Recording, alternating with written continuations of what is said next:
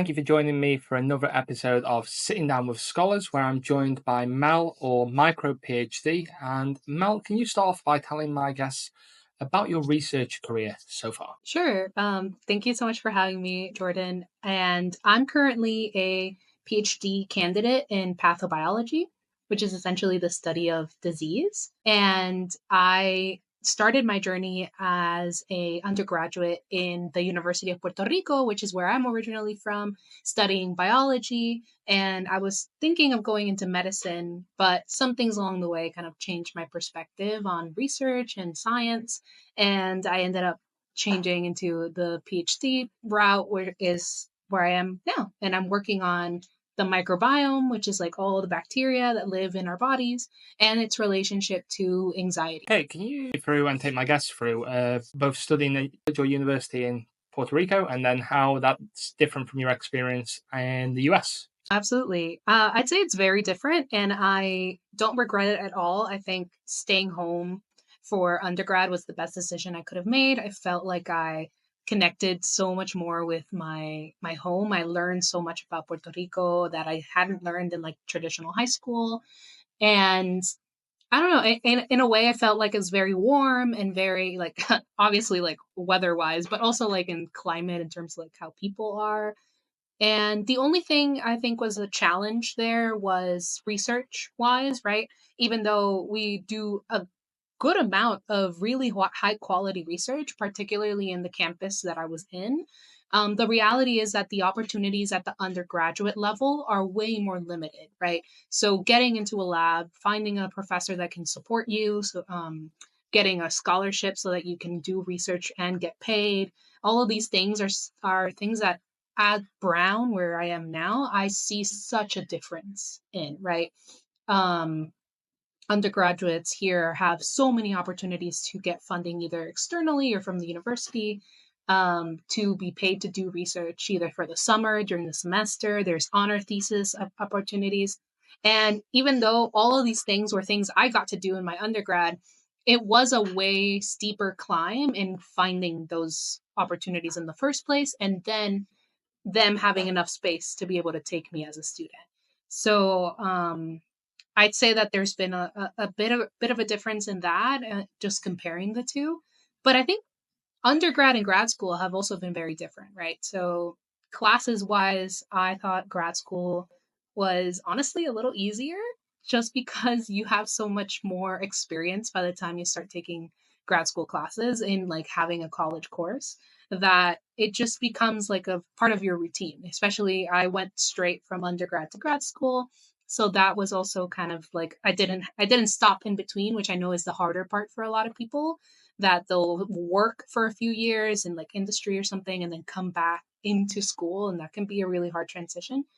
But in my case, that I went straight through, it was fine. The hardest part about grad school was just, and what I think has been like different about living in Puerto Rico and the US, is just getting used to it life wise, right? Like living as an adult by myself in a new, like not a new country, but it felt like a new country, right? Like new state. Could be isolating at first because all my family's still back home. Now I live with my husband, but it was quite of like an adjustment, and I was also in my early 20s, which is also an adjustment.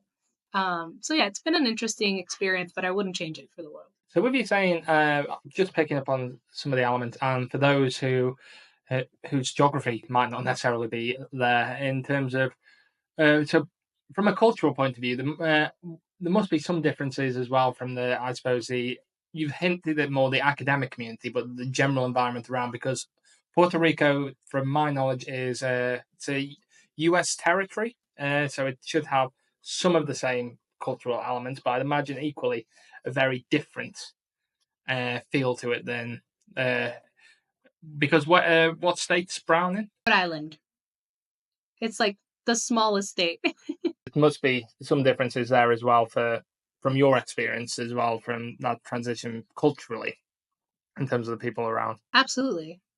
Yeah, no, I mean, it feels a little bit like moving from Latin America to the US, right? Like that's why as Puerto Ricans, I've resonated a lot with other Latin American or Caribbean students who move, because the culture is very different. I feel like there's a warmth and like a familiarity that comes with being in a Hispanic country or a Latin American country, in which like if you met someone once and then you meet again, like the traditional greeting will be just to go up and give each other a kiss on the cheek and a hug and be like, "Oh, I missed you. You know, how are the kids?" Blah blah blah. Versus here, even though people are very friendly, like if I went up to like half of my acquaintances from Rhode Island and just try to give them a kiss on the cheek and a hug, they'd be like, why you coming on to me, you know? And I feel like that was a bit of a shift of getting used to like, okay, what was just friendliness to me back home here is a little bit different. Food wise, it's so diverse here in Rhode Island in terms like of restaurants and stuff. So like food wise, the culture, I've actually been able to eat a lot of things that I never ate before living in Puerto Rico, like Indian food. I had never had curry before, and some types of Asian foods, Korean food, like all that stuff was just not something I had exposure to, and that was also very fun to gain something while I was also kind of leaving something behind, right? No, that's interesting. As someone who likes to spend a lot of the time in the kitchen as well, I can definitely I'd imagine the change of cuisines, having a bit of an experience of different ways of how different cultures approach that must be interesting as well. And finding out, I would presume from just for various different friends and where friends decide to go out to eat and so on, must be great to try all those different types of food. But in terms of getting back to more the research side, and one of the things that you highlighted was your shift from more the biomedical and the potentially medicine track, which a lot of people I know will resonate with that, where they may have a strong biology underpinning. They think, okay, doctor, medicine, that's the way to go. And then they go, okay, now I want to pivot into something slightly different. And what was that motivation that pushed you to have you pivot? Yeah. Well, it's funny you should ask. I actually have an article that's going to come out soon in Science, which I'm very excited about, which is going to talk exactly about this topic. But it was a hurricane for me. Like Hurricane Maria is the reason that all of this happens for me, and it's because when the hurricane hits, my university closes down for several months, right? And most of the island does. And Brown University actually offered to take 30 of us from my undergrad in Puerto Rico to take classes and finish the semester over at Brown. And at first I took it just because typical pre-med, I was like, I can't possibly get delayed in my career. So I'll go and I'll just take my basic courses and then I'll like keep going. But while I was at Brown here, I met so many incredible researchers, and I again had access to like all these like facilities, resources, faculty. I got a research position by just literally telling someone like, "I like your research; it sounds cool," and he was like, "You want to work in my lab?" Just like randomly, and that was kind of what started me on the journey of like, oh, this is a thing. Like this is exists. This is a career that is accessible. Um, and it just kind of completely changed my perspective on what working in science could look like, right? So most of my exposure growing up was going to the doctor, right? And whenever I was sick, and that was like the science I saw. Everything else was just what I saw on TV, right? Like whatever NCIS, forensics, whatever, which is what I wanted to do. But then being on the other side of it here and seeing academia, I was like, oh, I want this. Like this is what I was looking for. And yeah, it wouldn't have if that hurricane wouldn't have happened, even though it was absolutely awful to our island. I genuinely don't know where I would be today. Probably be a doctor. And like you say, I know Hurricane Maria. It was from what I've read up on it. It's had more of an impact generally on the likes of just the Caribbean islands. That it was more specific and particularly Puerto Rico rather than mainland. The mainland USA wasn't really affected as severely as it has been by other storm surges before. But with that in mind, when you say about the different elements of fiction and so on, I know particularly for students that have a background where they might not necessarily have that representation in the sciences or in academia in general.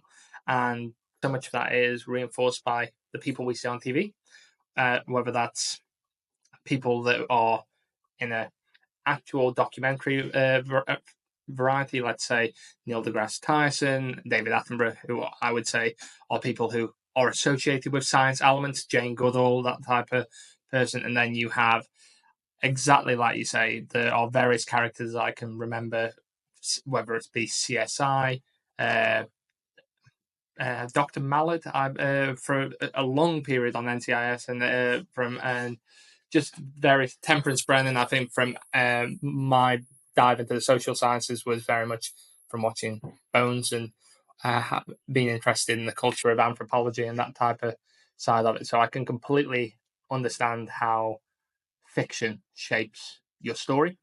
And one thing I'm interested to hear from, so one of the, I believe it's Stanford University, there was a study where basically this professor was giving a, I would say, more of a seminar series.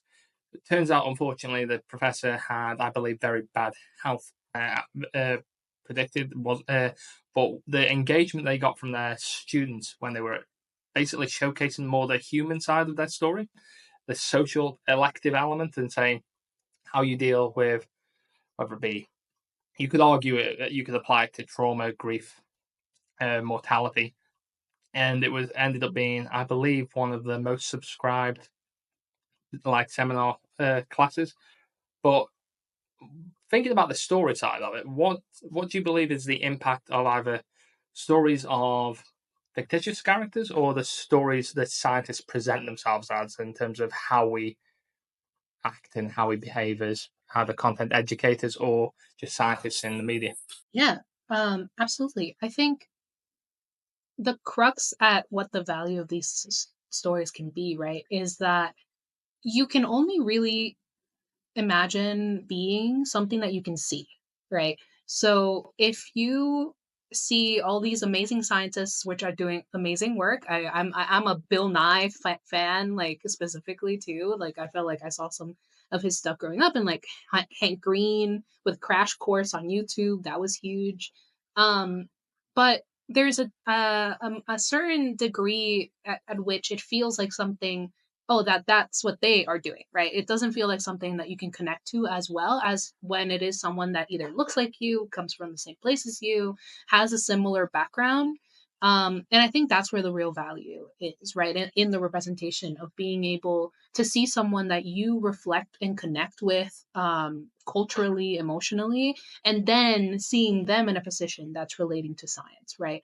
And even though, like, obviously that applies career wise, I think that that connection between like emotion, story, and the science is something that happens in every single sphere, right? So I took a medical humanities like minor in my undergrad, and that was the entire purpose of the program, is like in being able to connect physicians and like people that were very STEM and like very research focused, to the realities of human experience and how they could bring those two kind of together through art and storytelling. Because at the end of the day, that's the most human way that we have to connect, right?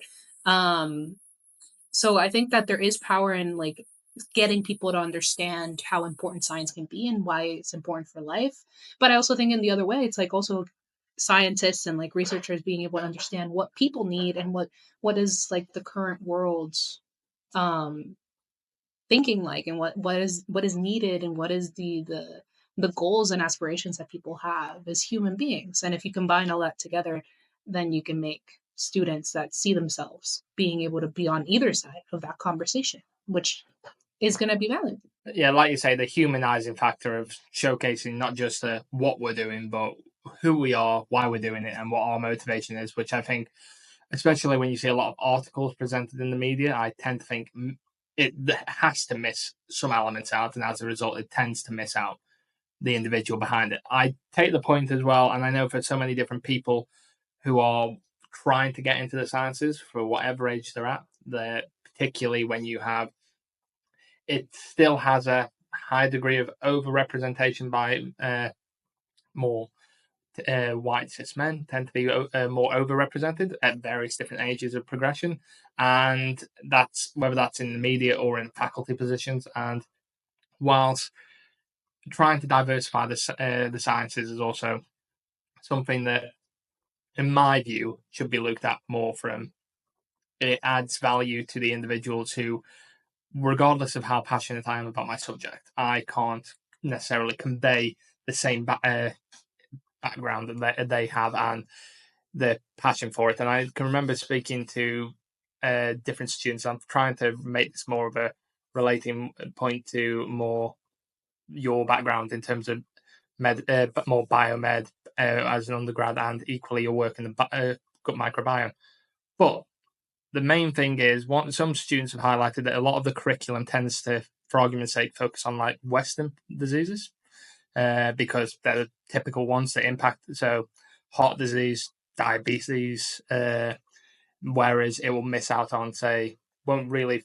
The only ones that are more global south related are Zika and malaria, because they tend to also impact tourists and people who go to the various countries. And it's, I think, what's your view on representation in terms of, like, I suppose, the curriculum? Because just when we think about it from a perspective of what value we can have, what value we can add, the curriculum's part of that conversation as well. Absolutely. I think there's definitely you're missing out on so much knowledge by excluding people and not having people from diverse perspectives. And it's obviously, yes, in the disease aspect, like there's so many conditions that happen worldwide where they're understudied and underrepresented, so that we never really find cures for them, or they are completely preventable and end up being untreated because just of the region in the world that they find themselves in.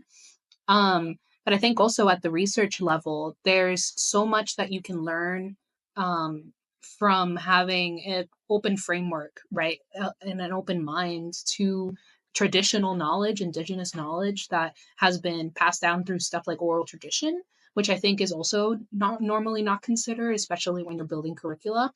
Um, and there's so many aspects and angles to this question, but basically for me it's just, if you are truly preaching that you want to make science that is accessible to everyone, that is going to help save the world, that is going to cure a disease, etc., then, and you're not doing the work and like putting in the work to make sure that that is as inclusive as possible in terms of like who's actually getting a say in what the research is being done, where it's going to be eventually leading and distributed, like you're not really putting in um, the full totality of that vision.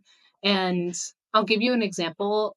I'm part of a SciComm group back home, and we did a series once where we were looking at home remedies in Puerto Rico and like things that people, their grandmothers taught them to do when they were sick. And we were trying to research like what is the scientific validity, right, behind these home remedies. Is there any kind of scientific foundation that we have found more recently in Western traditional medicine to justify those, right?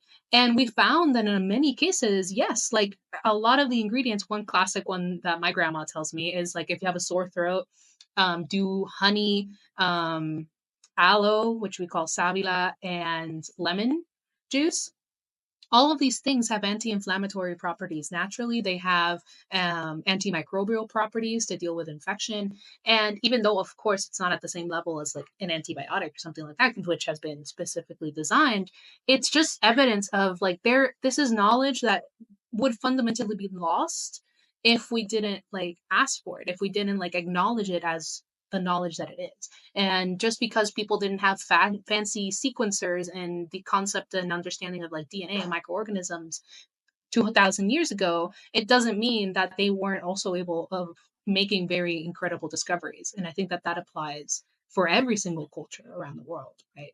So yeah, you're just untapping, you're leaving a lot of knowledge untapped. That's my take. No, completely. And I think it reminds me of a conference speech that I heard someone presented at an event I attended, when they were highlighting this was more from an ecology take, that if you don't go to if you don't give that voice to the communities who the environment it's more not necessarily their environment, but it's the environment that is home to them. It's the environment they know. They have that native indigenous knowledge. If you go out to effectively explore and to find out more about that environment, the best representation of that environment and the best guides and individuals who need to be championed in that research are the indigenous voices who know the animals, know the areas, know what the changes are, and it's the duty, therefore, that this person was advocating for in ecology was that it should go more move away from not necessarily stepping back entirely in the research looking at those environments, but it should go more at empowering those voices, supporting and working with but in a more supportive capacity to champion that voice, to highlight that in more traditional publications so that the individuals are better represented and that data is applied rather than necessarily going and saying, okay, we went to and explored this environment, this is what we found, this is all new. And when the research what they found was if the research was even in a non-English speaking journal, the research has been published. It just happens to be in Portuguese, in Spanish, and therefore not as represented or not as cited. And just purely by supporting them in the applications to the various journals like Nature and so on, it elevates their research position where they can get more funding to do the areas of research they're interested in, as well as working with partner universities, whether that's in the US, UK, or other parts of Europe, who can still work there, just in a different role, and that role needs to change not only curriculum and research. Yeah, there was a great paper about that also recently, and I think 2022, about what the representation metrics of people from other countries and like other ethnicities were in terms of publication and citation. And it was crazy. Like it was, the numbers were like this disparate, right? You had like white people English speaking like over here in the bar graph, and then everyone else like down here. And it's not because the research is not being generated, it's just that again the framework in which it was traditionally generated doesn't sustain citing here, right? Like they always go for the flashier and more recognizable name, or even the more European sounding name.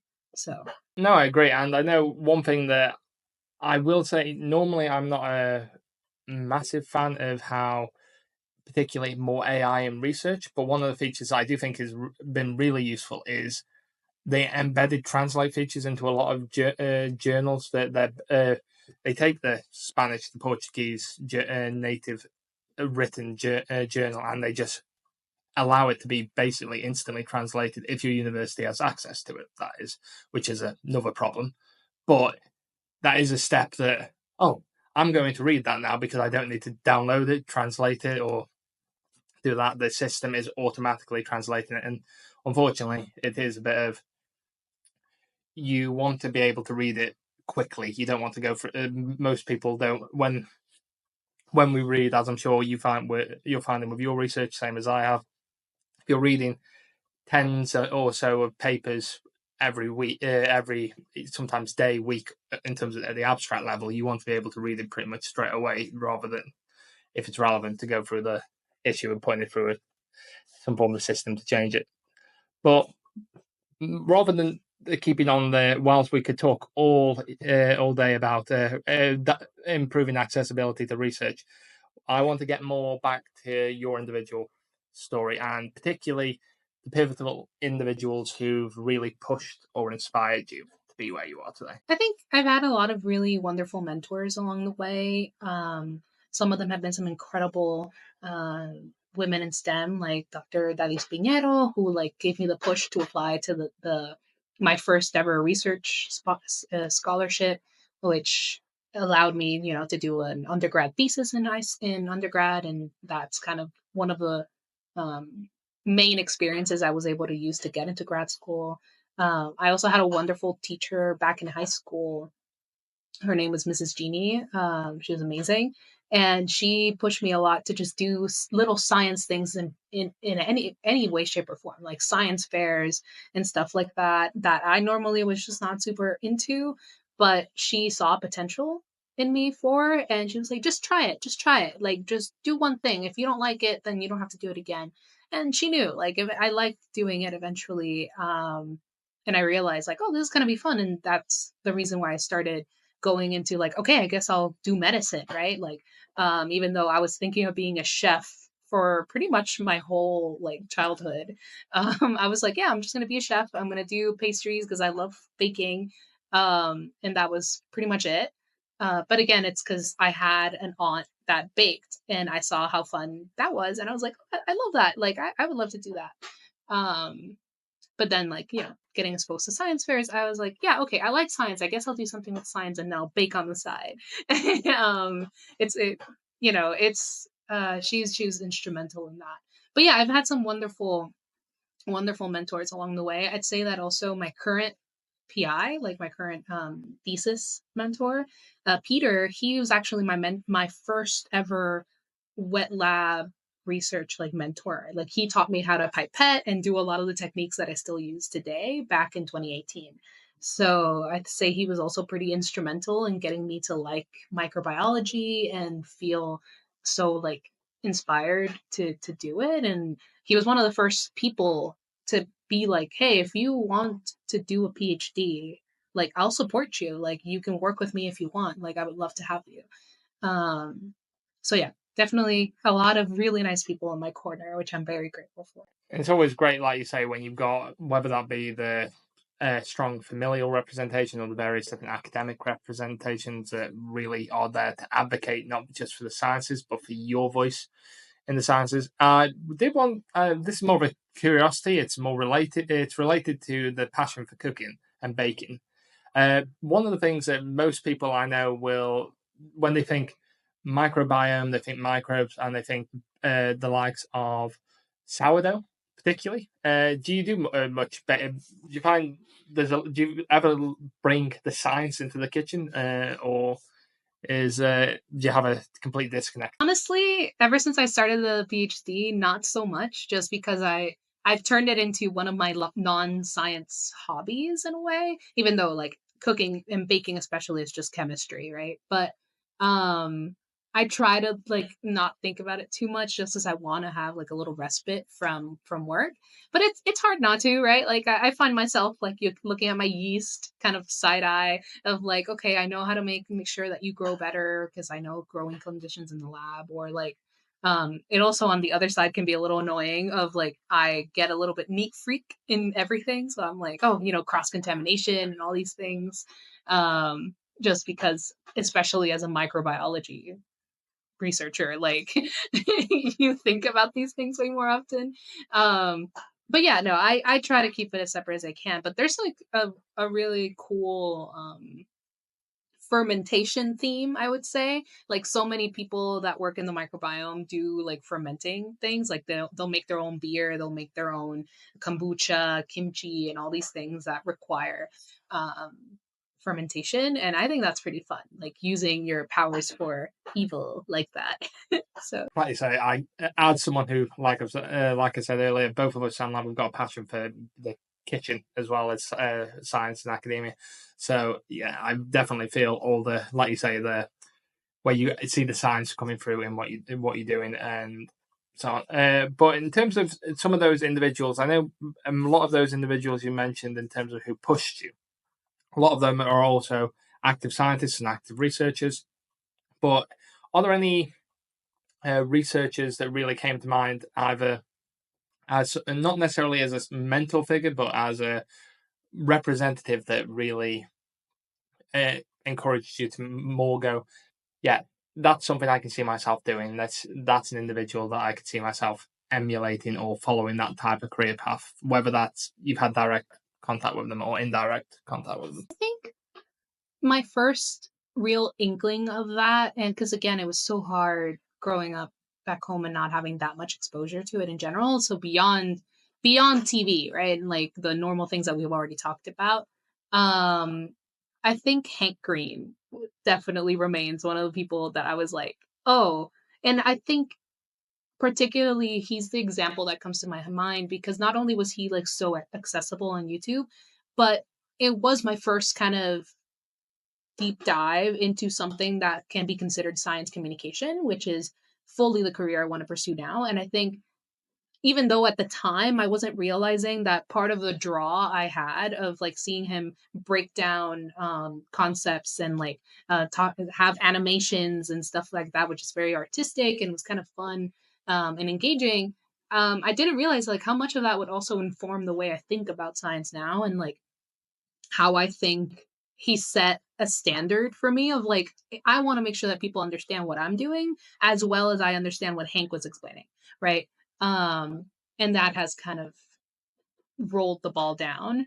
But I'd say that that's like the one that kind of comes to mind. Everyone else that I have kind of looked up to now has actually been relatively recently just because in the grad school like space I've met so many wonderful researchers and even through TikTok and everything I've been doing now I've connected with so many people around the world too doing degrees that I find very inspiring as well. Um but I'd say that he was probably the first that I was like, oh, this is fun. No, and like you say, I think it's interesting as well, and I think particularly for the younger generation, uh, I know traditionally a lot of TV was a traditional media that maybe more our generation was starting to move away from television into social media.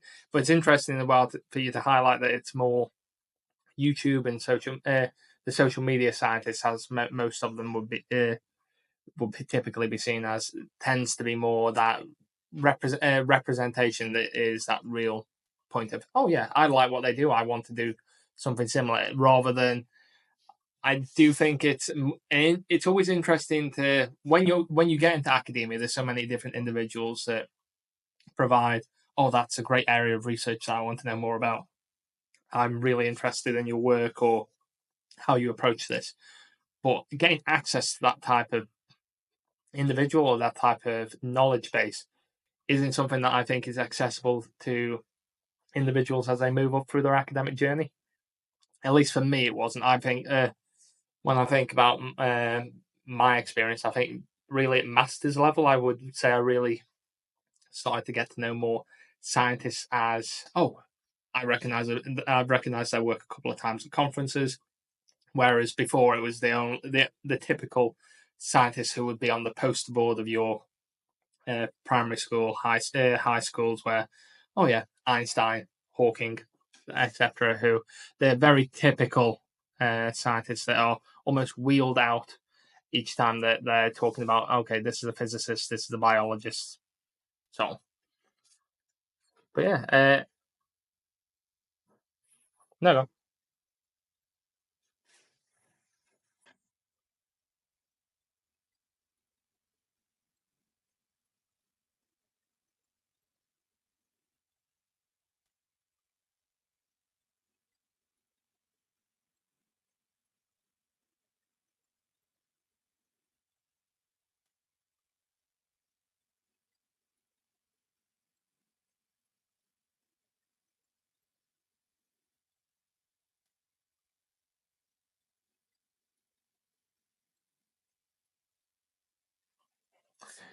Yeah, like you say, they're more abstract figures who you can't really necessarily relate to, and I know I think the other one that really on that same theme or thought is that a lot of the time it's how they're presented. This is what they discovered. This is what they did. This is their impact on the career, on the discipline. You don't really know much else about what they've done, how they got to that point, other than their principal theories that they are well known for. It doesn't tell you about all the failings or the successes on the way up.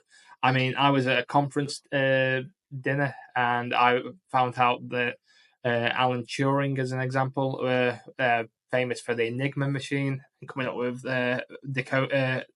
decoding that incredibly complex mathematical problem, that he started his career as a biologist. I had absolutely no idea of that. It was never explained. He's in various different pieces of this academic societies, various different meetings, and it's just not known about. Like you say, historical figure, but part of the history is missing, and the reason that some of their skills have developed over time is because the link between those various different disciplines. You mentioned Alan Turing. Sorry, you've activated my side quest. But I, for the longest time, would say that my favorite movie was The Imitation Game, which was the movie that came out in 2000 something with Benedict Cumberbatch being Alan Turing. And I read, like, because of that movie, like I read the Enigma book, which was like all the history explaining like how he developed the machine, etc.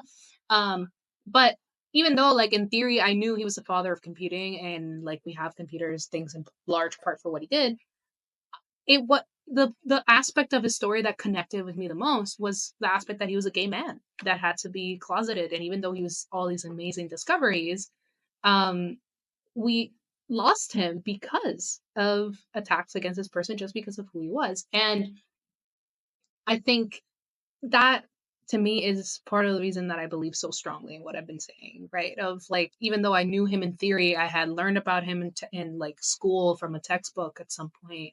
It didn't really stick with me until like I saw uh that movie and I realized like, oh, wait, there's more to this guy than I realized there was. And that kind of sparked an interest to go for look digging deeper and reading books about it. So yeah, it's the emotional connection that really gets you there. Whether it be The Imitation Game or Oppenheimer, is for many who've seen, for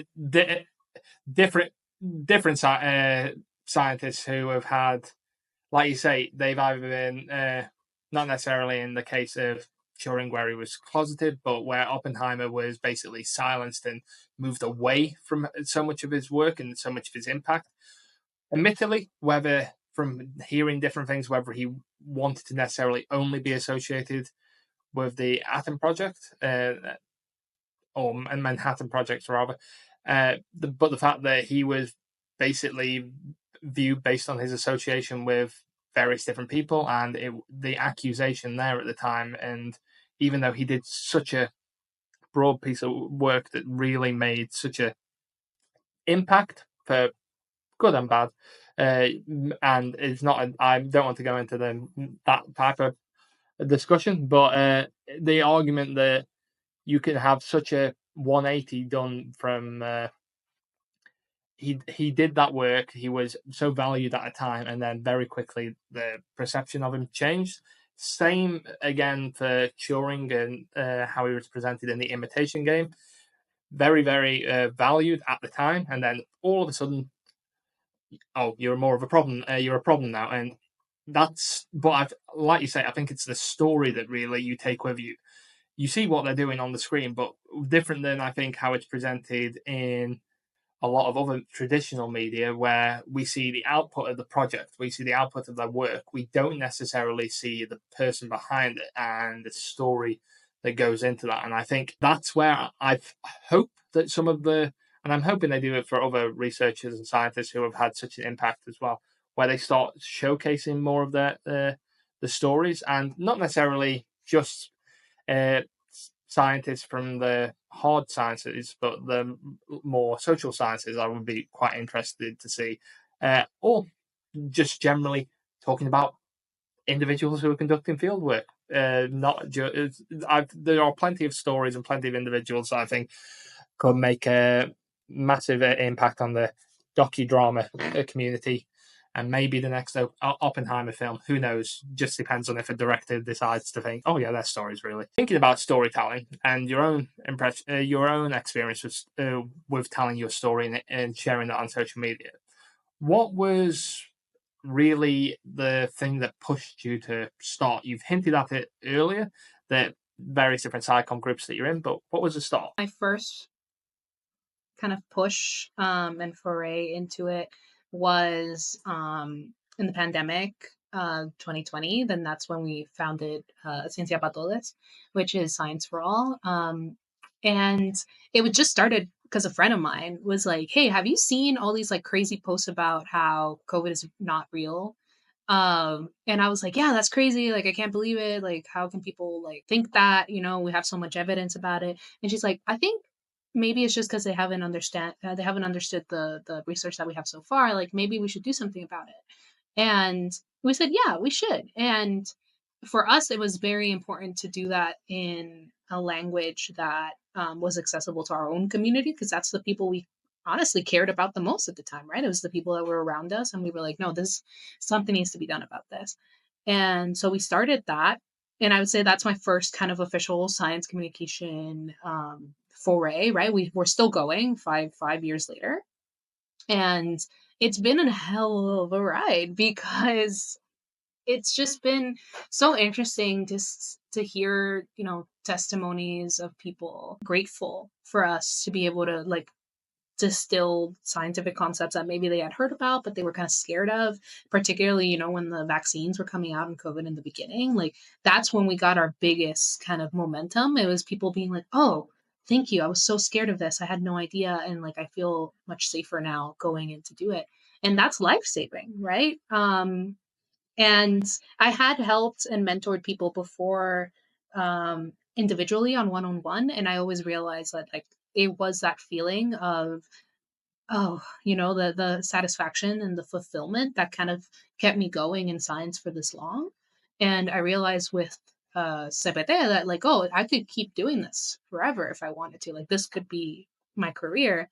So yeah, from there everything's kind of kept the ball rolling, and that's why I'm micro PhD now. And it's been really nice to see it just naturally evolve, right? And the support for it. No, and like you say, I think it's really interesting to see both the impact the individuals like yourself have had, and whether that be sharing their story or sharing what is happening in their various fields. I do think it also relates to I would say, the darker side of social media, where there were various different individuals keeping on the side of vaccines, where you had people in doctors' offices where they were making more of a mock with like a microchip scanner for a bit more of a GIF or a clip, and it was like, that's not really going to help dissuade the argument. And equally, you've got the likes of people who've got, I think, a lot of. I'm interested in your take because of what you said your minor was, or the elective you took in the in medical humanities. Because one of the things that I think is really interesting for a lot of individuals who go into medicine to think about is there are a number of people in communities that have a very negative perception of how doctors have worked with them, and still do in some cases. But I do think there's something more that needs to be unpacked there, and I'm just wondering if you could just share your take on how we should communicate new medical discoveries or interventions with individuals from communities that might feel othered by it. No, absolutely. I First of all, obviously, I'll acknowledge that distrust is something that science caused itself in a lot of ways, right? It's like historically, with all of our mistreatment of patients and unethical practices that had led to this distrust, like that we earned that, right? And we have to own up to it. Um, but I think that moving forward, if we want to be able to rebuild that trust that people have in science and like medical discoveries and even just public health, um, it starts with the individual, but it has to be reflected at the whole community level, right? So you have to be able to listen to people and understand where their fear and their doubts and their questions are coming from. Like, what's the root cause from there? Like, listen to them and believe them when they say like whatever it is that they're saying, of like, oh, this is, I believe this because, I saw my uncle go through this and it makes sense to me that this is now the truth, right? And you have to be able to see that, and instead of immediately attack it and say like, oh no, but that's wrong because this research paper in 2021 showed that blah blah blah. That's going to cut people off. Like, no one cares about that. What they care about is being able to feel seen, heard, and then from there, and that trust building is when you can start being like redirecting of like, I understand that this is your fear. Can I get a little bit more information about what you think that this is? Like, for example, in the case of vaccines, right? So like, I understand why you're scared of getting it. Part of our approach was being able to like what have you heard about the like what the vaccine is and like how it was made, and then people would kind of stumble through what they did know, and you'd be like, okay, so that's actually pretty close, but this is the way that it's been made, and the question that you had and the concern that you had is actually not something that we anticipate because of this, right? And it's that approach of showing people that you are meeting them where they are, acknowledging that they have their own reasons, they have their own perception of the world, and also, honestly, intelligence. I feel like a lot of people are used to scientists talking down to them. So just acknowledging that you're like, I know you're smart too. I know that you know a bunch of things that I don't know. I'm just trying to like level with you so that we can get somewhere that benefits everyone, right? At the community level. I feel like that's something that has changed in the past too. This is the other side of my take.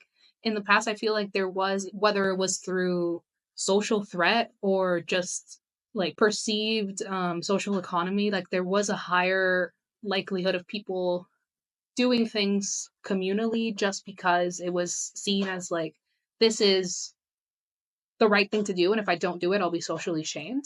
I feel like the more that we've turned towards like independence and like hyper independence of people being isolated from each other, that approach of just saying this is for the greater good doesn't always work on everyone, and it's because they don't feel like they're part of the greater good. You know, so they're like, why would I do that if it doesn't help me individually?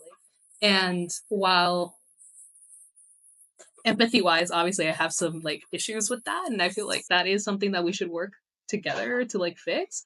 I do understand though where it's coming from, and I feel like it doesn't mean that people that believe that should be excluded either, right? And that's why I make the emphasis on like you need to start at the individual level so that you can scale it up. Like you say, I think leaning more into my perspective from a social science point of view, a lot of those, I would say, from the morality side, the empathy side of why people have a high level of self interest, is most of the time it's the perception that if I don't look out for me, then no one else is going to look after me. And as a result, that's what I have to champion. And similar to what you were saying from about various different communities, most of the time it's a fear based position to have. I'm not sure about this. You need to explain it better so that I understand it. Therefore, that I'm potentially willing to move my entrenched position to at least be closer to you. And you've got to, as you said, we've got, as scientists in various different fields, we've got to earn that trust back. Even if it's not our work, if it's not our direct impact that is necessarily caused the harm. And equally, I think one of the things that we're at the early part of our careers, so I would hope, any publications that we've done haven't really gone through I would say, the journey of developing, potentially gone, okay, the thing at the start now needs to be revisited because it's no longer what is the best tool or best method or whatever approach that it is. And therefore, I need to acknowledge that the research has come a long way since my initial hypothesis or my initial thoughts. And I do think, from a research perspective, it's difficult to do that from how citations, how research, how publications work. But I do think as academics, we need to acknowledge that as, yeah, this was right at the time, but things have moved on since then. And I now need to be the person shouting, this paper made my career, but also is flawed in this way, and we need to look at it differently. And I think I don't feel like we see enough of that at any stage of the academic journey. I will say PhD students probably saying, yeah, my thesis has had such a negative impact is probably a bit jumping the gun. Uh, Whereas someone who's at the later stage of their career might be able to reflect, yeah, I've learned a lot more from this. And it's not to say it's necessarily harmful, you just know more. So, and I think we don't necessarily ever approach our academic heritage in that way, whether that's our own or our various different researchers who've contributed to our career. I don't think we do that retrospective look quite enough. But thinking about, so that's a bit more of I suppose, my anticipation of how research and impact of research looks. But what's your own take on what you would like to perceive the impact of your research being? I think for me, I'm working on the microbiome and anxiety, trying to just find ways that we can improve our current medications. I think my obvious like first answer is just like I hope that gets there someday, right? Like that someone can use my building blocks in my research in order to help people that don't respond to current medications. Um, but honestly, I would be satisfied with even just knowing that what I showed was enough for someone to be able to jump off and do more similar and related research that leads to something else. Even that would be incredible to me, right? I'm working on a model, like a mouse model that had never been studied for the microbiome before. So even if that aspect of it is just helpful to someone that wants to do another project with that model, like that's enough for me too. Of like being able to like, okay, it's a grain of sand, but it's part of the beach, right? It's getting there. It's we'll be able to gain something from it eventually. Um, so we shall see if that turns out to be the case. But overall, I think it's been a really interesting journey seeing like how much just over a short span, right, of like 4 years has already developed in terms of my field and how interested people are in it and the discoveries that are coming out about it. Like I think it's absolutely wonderful. So I'm excited to see like 4 years, 10 years down the line where I am. I think the other thing, I think just to highlight it for individuals who are potentially thinking of going into research, I think this, what you're highlighting, especially at the early stage of our careers, where you're highlighting the PhD perspective, which is a long time period for sure. But I think it also has to be highlighted that a lot of the time you build on your own research. Other people will build on the research that you publish, and you shape it over the course of however many steps you take. And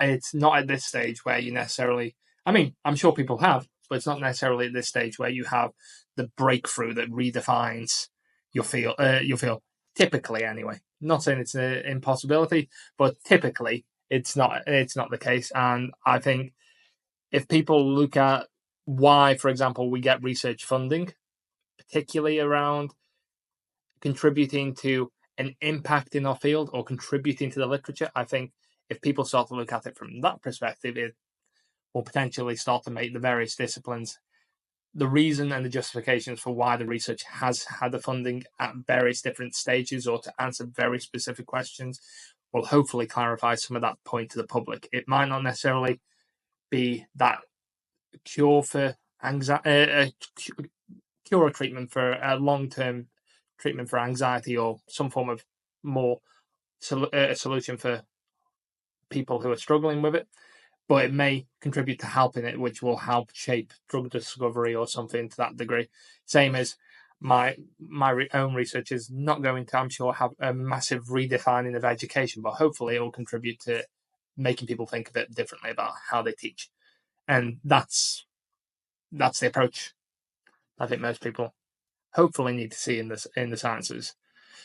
But with thinking of that impact, how would you relate that impact to, and bringing it back to more social media and the science communication? How do you see your impact from a research perspective playing out in that public perception of you on social media? Um, I think I'm even now just starting to see a little inklings of this. But I have gotten so much support from people when I explain what I do and like my research and what the goals are and like in terms of just feeling seen, right? Of being able to like have someone validate that yeah, I got prescribed anxiety medication and I felt like I was crazy because it wasn't working. It was making me feel worse. It was not doing anything.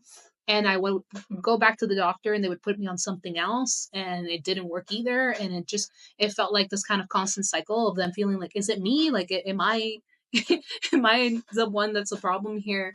But just having someone be able to come and be like, no, actually, like, we just don't have very effective ones yet. And there's people that are right now working on making that better.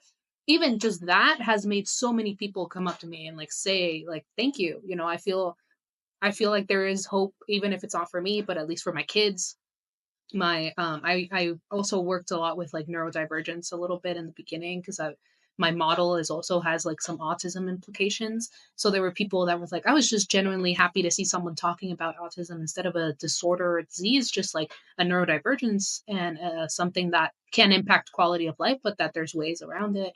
Um, and I think social media wise and public perception wise, that is the biggest impact I can see having right now.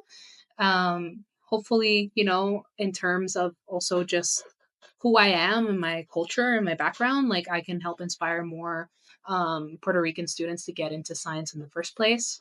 I actually did a talk very recently that like over 700 kids attended, high schoolers, and like almost all of them like were saying like they did a little survey at the end and they said like oh I like almost all of them said I now know that there's Puerto Ricans in science, that I can do science, and I am more interested in science now than I was before. And even just that, like I'm getting my heart is racing just saying it. But I think that's the value, and that's what I'm hopefully providing, right? It's the ability for people to feel seen and know that like science does have a space for you, whether that's on the other side of research or whether you want to be behind the research itself. I think that's a lovely analogy to put that perspective out there. I'm really interested on that point you made about neurodiversity, and particularly the language used around typically disorders. As someone who's neurodiverse, so I've got dyspraxia, which is a learning disability for those who, in the pure language of how every single form, it's disability. Uh, Now, that is that negative perception, particularly for individuals who are just finding out, because various different elements of your identity play into who you are. And when people hone in on initially that element of you is the form makes it sound like that part of your identity is a problem. It's not just a component of your identity, it's an issue within society. And basically, we either, and by no means I'm, I would say, very privileged in the perspective that my dyspraxia has helped in some ways. It changes how I think about a lot of the world and how I approach different things. But I know a lot of people who are in similar positions. I've taught a lot of kids who are in similar positions, but they've had more of a negative experience, or they've got various different other neurodiverse disorders, or they've got various different neurodiversity elements that have basically played into who they are, but as a result, they don't feel like they can access that support.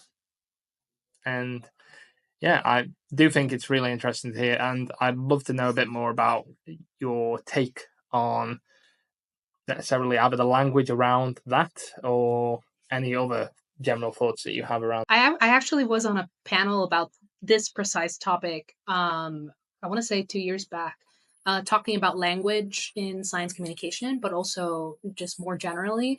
Um, and one of the panelists with me, she worked on autism research, and her whole portion of the talk was just saying how she tried to be able to find a single paper on research on autism that did not use any sort of like pathogen like word, right? So like disorder, condition, etc. And she could not find any, like zero out of the whole database. And she was searching on like PubMed, Nebesco, like all these main search engines for scientific papers. And I think that for me just showed you, like, just illustrates the point of like how even though we have had concept of this kind of existing for so long, we have like done research on it and like tried to help, there's still like an initial framework of this is something to fix and this is something that is disabling, right? And while it is, and I recognize that a lot of disability justice activists are precisely advocating for that, of like recognizing of like invisible disabilities exist, and they are also equally as disabling as a more visible disability or physical one that can be like visually seen, you know. um I recognize how much the impact of language is on that, right? Of people's perception of what it means. You know, I'm also neurodivergent, and like there's a certain level of almost like wonder or awe that people have when they find out that, and then also find out that I'm in a PhD program, right? Because they're like, but how? Like, how possibly? That's not something that you should have been able to achieve. I'm like, well, joke's on you. I didn't know I was until very recently. So I just kind of like stumbled my way across um, to make it here. And I didn't realize how many barriers I had in place just within my own brain, right? Not even talking about all the external ones. So I definitely think that I like the trend that I see now, right? Of like people being a little bit more cognizant about it and trying to be better about it. But I do think that in the science world specifically, there's still so much left to do. And a lot of that has to be unlearning ableism and unlearning a lot of the things that we've kind of internalized in a lot of ways, and trying to find new ways and like new and listen to people about the language that we should be using. Because at the end of the day, that informs the questions you ask, right? If you think of it as something to fix, if you think about it as a something to be eradicated, then that's the type of research you're going to pursue, instead of saying like, what do you need? Like, what are you looking for? And then starting from there. From my own perspective, as I was introducing the question, thinking, I was trying to think in my head as I was formulating it, how can I avoid using disorder, disability in what I'm saying? And it's so embedded into the language that we have around it that even when you're trying to actively avoid it, you very much struggle. But I also think the point that you were saying about the surprise that a lot of people, oh, it's so, you get the typical, it's even though you're neurodiverse or you've got that, it's so good that you've been able to achieve all that you've done with all of that, and you think it's an element of who I am, but the achievements are still here. They're still worth the same amount, and it's your perception that it's a hindering factor, that it stops career growth, that is more the negative, rather than there are people who I'm sure are far further in their career and either have never been diagnosed for whatever reason, or there are individuals who are thinking potentially and hopefully listening, thinking, yeah, I'm in that position now, and I'm thinking that's something that I want to do. And I do think, again, it's being seen for something that's unseen. I think that is like, other than potentially where some universities I've seen have got various lanyards that say highlight the sub element of their identity that they're trying to champion and showcase. It has a pro and a con. It does help with representation in some way, but it's an idea. I'm not convinced that that's the best way of making yourself identifiable of what you achieved at a different coloured lanyard in some cases. But I like the fact that at least some places are trying to bring attention to it. You do have cases. I know university that I went to where basically where there was individuals who have 4 or 5 different either pin badges or so on, and as a result, it was I'm trying to work out all the various parts that you're trying to advocate for, and there's information overload from I'm trying to take in, and I appreciate this by the outreach teams and that, but it's a difficult challenge for them to overcome. And I think part of it is because that, to me at least, gets a little bit too much into the territory of like virtual signaling, right? Of like this idea of like, yeah, giving me like a different colored lanyard for minor divergence, but then also denying my accommodations when I'm asking for them. That's not compatible one with the other, right? And I think that's also part of the reason that people have such like an adversity to academia in a lot of ways, because academia is just built to not be sustainable for this, right? And there has to be a lot of the struggle is not from the actual neurodivergence. It's from the environment around it, right? It's the like this is a very like disability justice framework about it, right? Of like the social model aspect of it's not the actual condition or whatever you want to call it that disables you. It's the fact that everything around you is inaccessible, that disables you. And this can be as simple as like someone in a wheelchair, no ramps. Are they really disabled because they have to use a wheelchair, or is it because there's no ramps so that they can't move through that space? And it's the same way for neurodivergences, right? If you're not providing accommodations, you're not helping students that think differently and react differently. How can you potentially like pretend to be inclusive in that sense? See that, and unfortunately, it certainly does happen. Uh, it's almost like token carrot to giant stick. But you, the pessimist, then you would like tries to say, "Oh, nothing's changing particularly quickly," and I've seen it from particularly in the social sciences, where a lot of, like you say, the disability justice or various other causes are being championed, and you see very slow, if glacial, slow pace that some of those changes are happening. But equally, the fact that some people are doing some work in that area, at least bringing attention to it, whilst I would prefer to basically pour rocket fuel on it to accelerate it forward.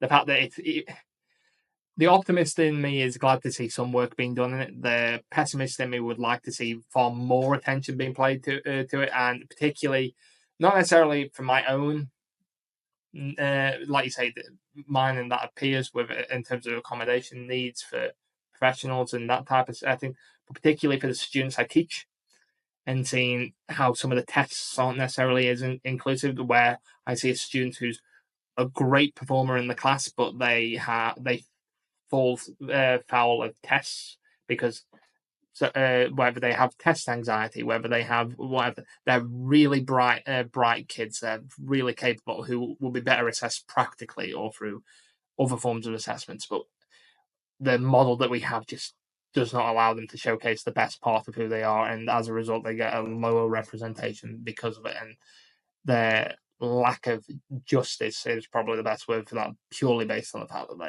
that it's that difference that puts them at a disadvantage. But again, like with a lot of other fields, we're talking about that particular area is a topic in itself, several topics in itself.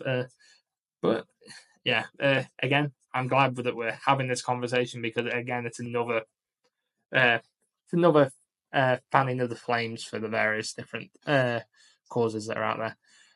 And I suppose one of the things that, whilst we're talking about some of more the positive elements of particularly whether it be highlighting on podcasts, on our various channels that we have on social media, what do you think are some of our biggest challenges that we're facing that's really ahead of us? I think for me, the biggest challenge I've seen is actually the other side of that same coin of how do you make people care, um, and how do you connect with a large audience like that, right? Because on the individual level, it's easier. You can talk to someone one on one and get an understanding, right, of from themselves of like, this is what I care about, this is what relates to me, and then you can work off that. But when you're talking about social media and content creation and content education, like it's such a like diverse pool of people with different motivations and different backgrounds and experience, and all of that is going to influence how they perceive what you're putting out there. And I think, how do you make content that stays true to the values and the science and what you're trying to communicate, while also being as relatable and like connecting as possible with people? Is the biggest challenge, right? Especially once you start to branch out into like really big initiatives and in organizations. But I think it is a solvable problem, and I think solvable problem, and I think the answer so far I've seen is just make more tailored communities, right? Like have organizations that serve populations that feel a certain way about something, right? In our case with CPT, right, we do all our content in Spanish, yes, to mostly a Caribbean audience, but it's not just it's Spanish and we were putting it in Puerto Rican like spheres. It's we're talking in the same like what do you call that? dialect, right? We're talking with the same slang. We're using what the age group that we're trying to target finds relevant and interesting. Um, and I think that that so far is what I have seen is the solution. Do I think that it's the only one? No, I think that there's opportunities for people to innovate in that way, but I definitely see it as the biggest challenge, right? Because if you can't get people to care, then you can't do nothing after that. No, completely. And like you say, it's part and parcel of definitely trying to encourage that. I would say the other side that I encourage people to just stay around to listen, because getting them to care is one problem with social media. Getting them to actually be present long enough to actually listen to what content is being talked about, and whether that, as we both do, we use written communication in terms of more blogs, and we have more the like TikToks, the YouTubes, those types of the short form content in a lot of cases. Getting that engagement initially can be a to and getting them to care by keeping their attention long enough to get them to listen in the first place is uh, part and parcel of the same, well, part of the same coin.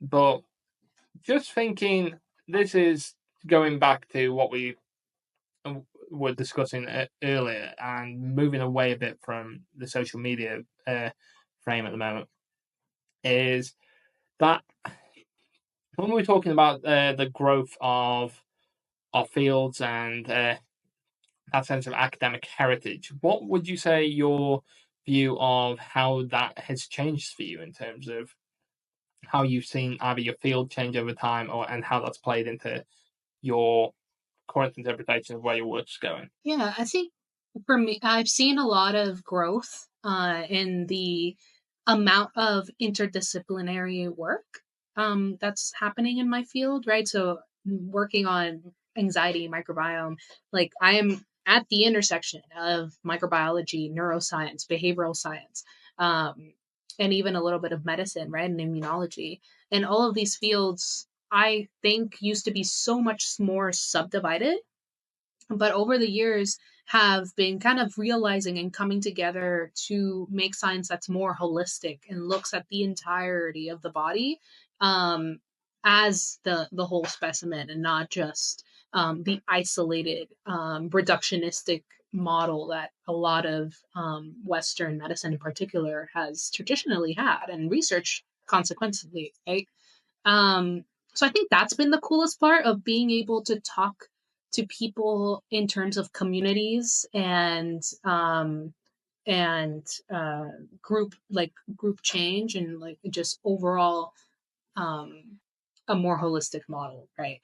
Um, Hopefully that means that we get somewhere that is more representative also and like just beyond the individual person, like right if we start talking about communities as a whole of people. But I think the first step for that is definitely what we're seeing now in that trend of like get all of the microbiologists and the immunologists together in the neuroimmunology microbiome conference, right? Like get all of these people that normally would be siloed in their different labs together in a room and have them talk about their findings. Um, because a lot of times we can learn from each other, right, in so many different ways of like, oh, I've been having a question that I haven't been able to solve, but these people are already doing something similar in a different space in a different format, but I can adapt it and use it, and then vice versa, right? That's Yeah, I think that I see it just helping us innovate way faster than we did necessarily before, and it's been kind of crazy to me how quick that change has been, right? The gut brain axis fields in general only really started in earnest in 2010. I was in middle school. I was alive, right? Like alive and kicking already. Um, so yeah, that's been a really interesting. Yeah, it sounds really interesting. I'm sure for hopefully that's something that you talk about on both, well, potentially in the various different articles you might publish to share some more of that with people who equally want to find you on Substack and TikTok, which and various other platforms, which I will attach at the end of this clip so that they can find other ways to connect with what you're discussing. But thinking of that next step, what if you were talking to to an individual, either you in the past talking to the individual who was in middle school again, and you were trying to give that little nugget of inspiration, what would that bit of advice be? And how would you tell them to think about either your field or academia in general? The best lesson I've learned that I wish, I could share was just stop trying to be perfect. Stop trying to find the one thing, the one perfect thing, and using that as the excuse for really just being scared to fail. um like focus on leaving behind that, so that you can really start focusing on what you are doing and what you do want to achieve, right? Because I feel like I spent and wasted a lot of time doing things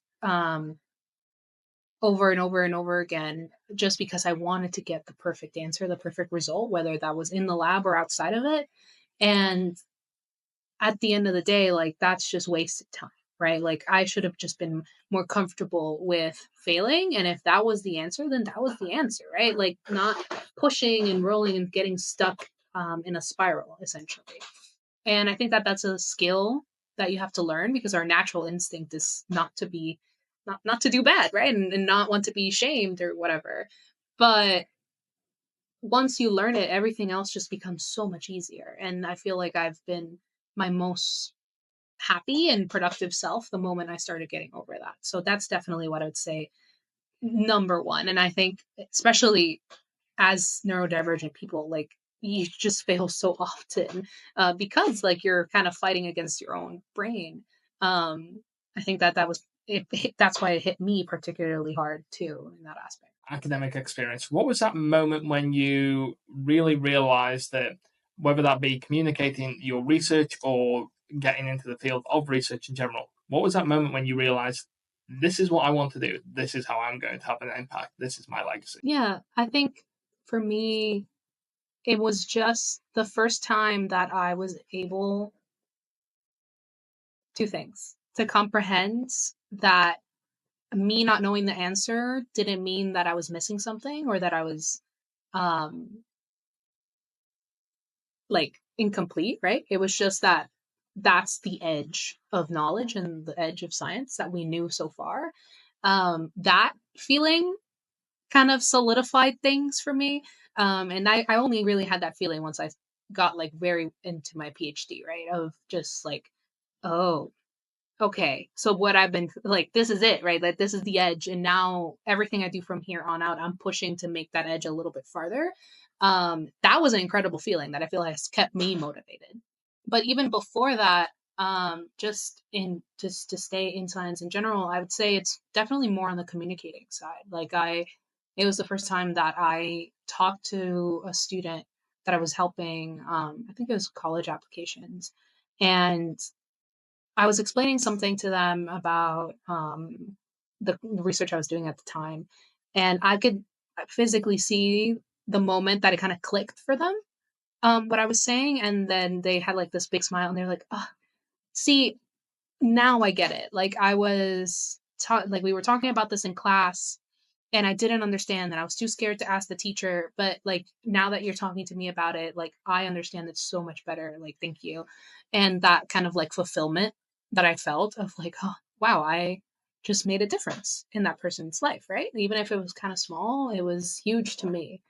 Um and yeah, and it was, yeah, that's the feeling that I've kind of kept chasing now of like, oh, if I can just keep helping people, that's what's going to help fulfill me, right? And I think science has been the best way I've found to do that. Just there's one area that I think I've spoken to different guests on Sitting Down with Scholars before about, and it comes up quite a lot because most of the people I speak to are PhD or other researchers who have already done their PhD.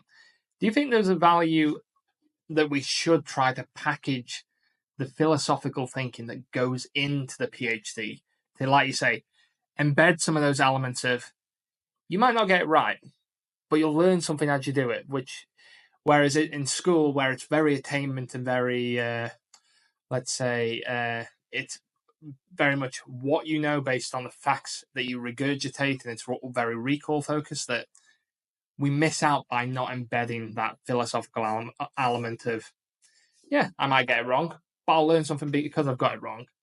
Which everyone always says you learn more from your mistakes, but we don't really practice that within our education system. You learn from your successes in the education system because that's what gets you that job. But what's your take? That from a very education focus, I'm horrendously biased in that area, but